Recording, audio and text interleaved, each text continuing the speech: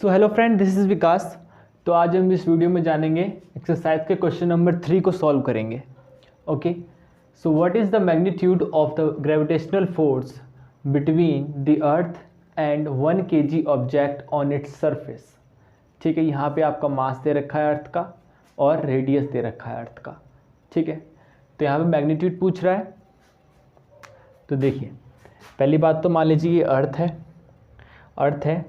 ठीक है, तो अर्थ को मैंने कैपिटल एम से डिनोट किया है, और जो इस पे ऑब्जेक्ट रखा है, ऑब्जेक्ट एक अर्थ पे कोई ऑब्जेक्ट रखा है, उसको मैंने एम मान लिया। ओके, क्योंकि ये रेडियस ऑफ द सरफेस है, यहाँ पे ये रेडियस को हम आर से डिनोट करते हैं, इसको हम मानेंगे रेडियस। इतना समझ में आ गया आपको। तो एक अर्थ पे, ये अर्थ है, इस पे एक ऑब्जेक्ट डला है, इसको हमने एम मान लिया, तो इसको मास अभी मानेंगे, इसको कैपिटल एम मान लिया हमने। अब देखते हैं करना क्या है एग्जैक्टली। तो जो आपको फार्मूला लगाना है, मैग्नीट्यूड का फार्मूला लगाना है, कुछ नहीं, बस यही सेम फार्मूला है। m1 तो नहीं, यहाँ पे कैपिटल M और स्मॉल m मान लिया है, तो मान लेंगे अब।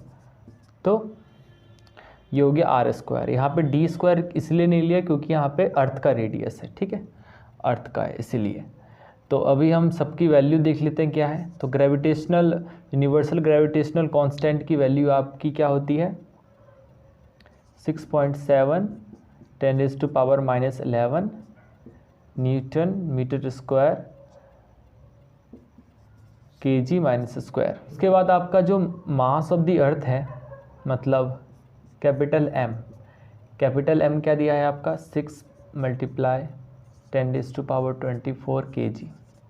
और जो आपका स्मॉल m है, मतलब जो सरफेस पे एक ऑब्जेक्ट रखा है अर्थ के सरफेस पे, उसका मास क्या है आपका, दिया इसमें, हाँ 1 kg।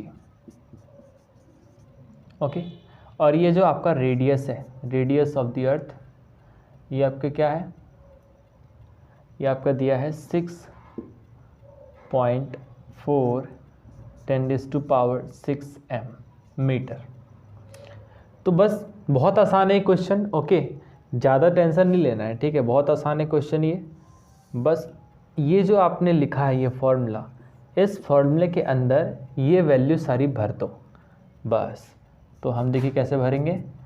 जी के जगह ये वाली वैल्यू लिख दो, 6.7 10⁻⁻11 न्यूटन मीटर लिखने की जरूरत है नहीं अभी। तो हम इसके बाद हम लिखेंगे m की value, mass of the earth 6 × 10⁻24 kg, और आपका है स्मॉल m, मतलब मास ऑफ द ऑब्जेक्ट, ये हो गया 1।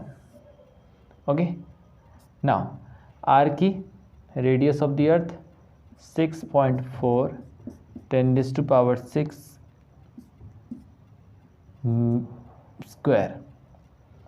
बस ये आपका, जब आप उसको काटेंगे तो इसका आंसर आएगा 9.8 न्यूटन। ओके, अच्छा, कुछ लोग यहाँ पे कंफ्यूज होंगे कि सर आपने ये तो यूनिट नहीं लिखी, तो इसको भी सॉल्व कर लेते हैं। देखिए, यूनिट को भी देख लेते हैं हम। तो जो आपका ये 6.7, मतलब इसकी यूनिट क्या थी, 9 मीटर स्क्वायर और kg माइनस स्क्वायर। और जो आपकी ये वाली यूनिट थी, मतलब मास ऑफ द अर्थ, क्या थी आपकी, kg। ओके, देन यहाँ पे ये आपकी मास ऑफ द ऑब्जेक्ट भी kg थी, और यहाँ पे आपका ये आपका था मीटर, और क्योंकि स्क्वायर था तो मीटर स्क्वायर। देखिए इससे ये कट गया। ओके, और जो आपका ये kg है, अभी देखिए और अच्छे से समझा देता हूँ मैं। ये जो आपका kg है, इसको kg स्क्वायर हो जाएगा ना ये तो इससे ये कट जाएगा। अब क्या बचा आपके पास, सिर्फ और सिर्फ न्यूटन। तो आप इसमें रख के यहाँ पे काट पीट कर सकते हैं, या फिर नहीं भी लिखेंगे, मेरी तरह डायरेक्ट करेंगे तो भी चलेगा।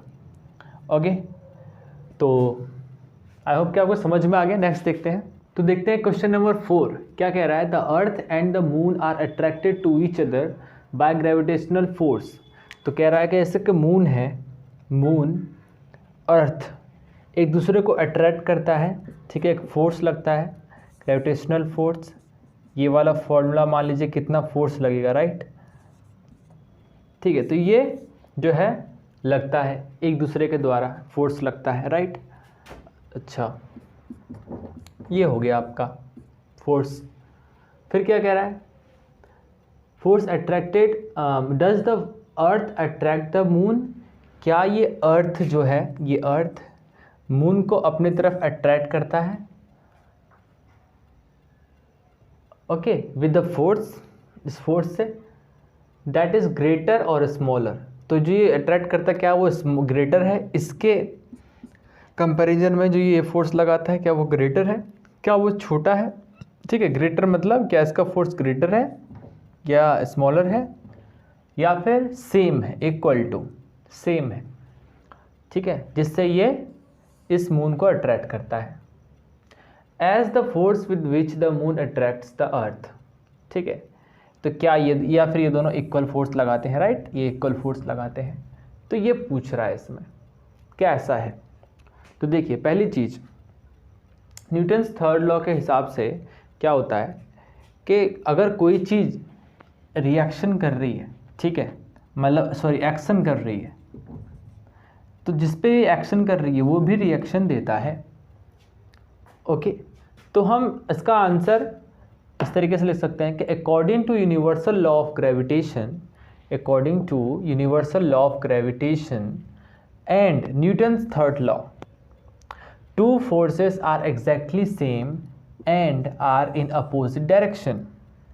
मतलब कि ये अगर ये चीज़ देखिए, ये चीज़ इसको फोर्स लगा के अगर अपनी तरफ खींचने की कोशिश कर रही है, ध्यान देना मैं क्या कह रहा हूँ, अगर ये चीज़ इसको 1 मान लीजिए, ये 1 फोर्स लगा रही है इसके लिए और इसको अपनी तरफ खींचने की कोशिश कर रही है, तो ये भी फोर्स लगाएगी कि भैया हम तो नहीं जा रहे इस साइड, तू ही आ जाए इस साइड।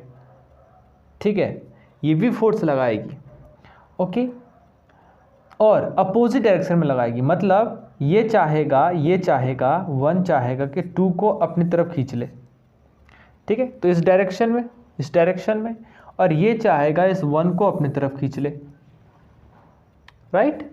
तो ये एक्शन करेगा तो ये रिएक्शन देगा, और ये एक्शन करेगा तो ये रिएक्शन देगा, और वो भी अपोजिट डायरेक्शन में पुलिंग होगी। ओके, तो बस इतना ही था। आई होप कि आपको समझ में आ गया होगा। फिर मिलते हैं नेक्स्ट वीडियो में, तब तक के लिए bye bye, have a great day.